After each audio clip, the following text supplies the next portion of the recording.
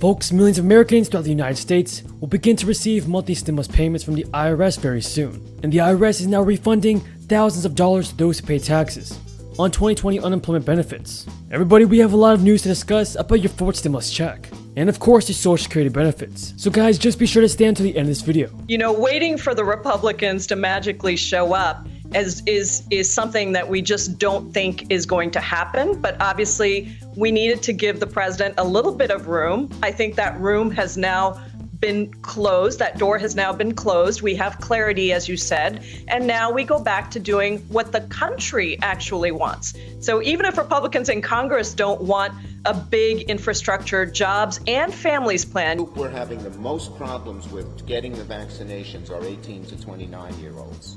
You know, youth, they think they're impervious to any kind of bad thing that happens, the optimism of youth.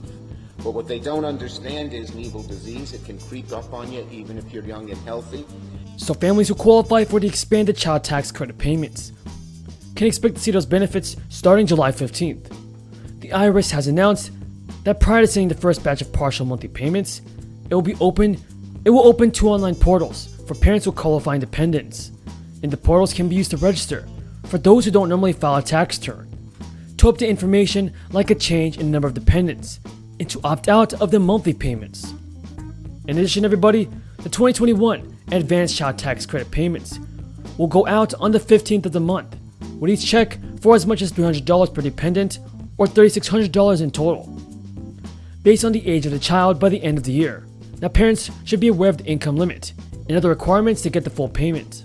Taxpayer families will be able to make changes to any life circumstances since they file their taxes, such as an income change and child custody status. Now folks, the IRS has set an open deadline of July 1st, and the portals come online sooner than that. The IRS is also simultaneously processing tens of millions of tax returns, which may affect the timeline while it organizes the child tax credit program. But everybody, the main portal will allow you to opt out of receiving monthly child tax credit payments.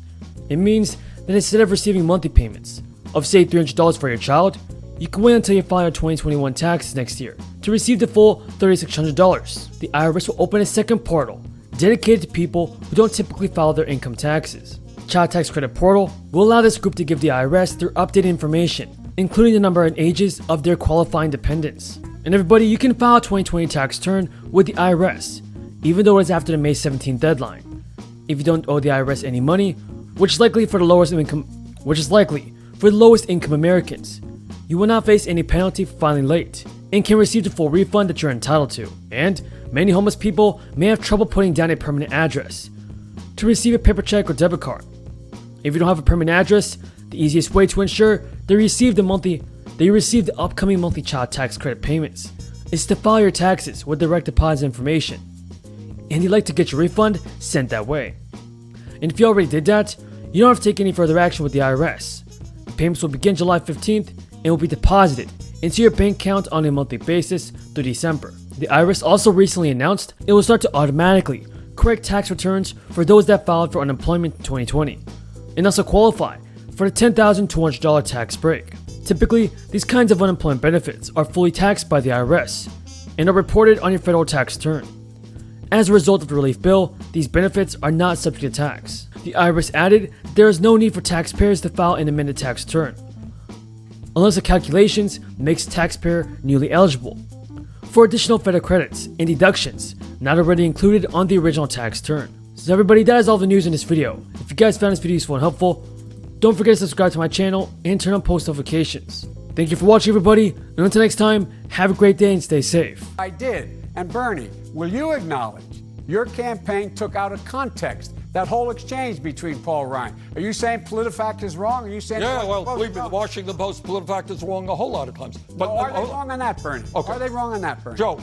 Bernie, did you miss? Wait a minute. I'll answer your question. You answer mine. I answered yours. Spending a lot of money, and we can't keep spending money that we are borrowing from future generations.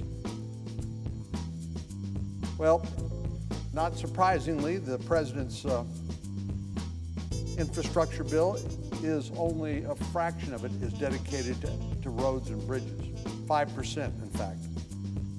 The vast majority of the funding goes toward a long list of programs and policies that are unrelated to infrastructure. For example, caregiving for the elderly and disabled, community colleges, programs to improve diversity in STEM careers. All of those are important topics, but they're not infrastructure.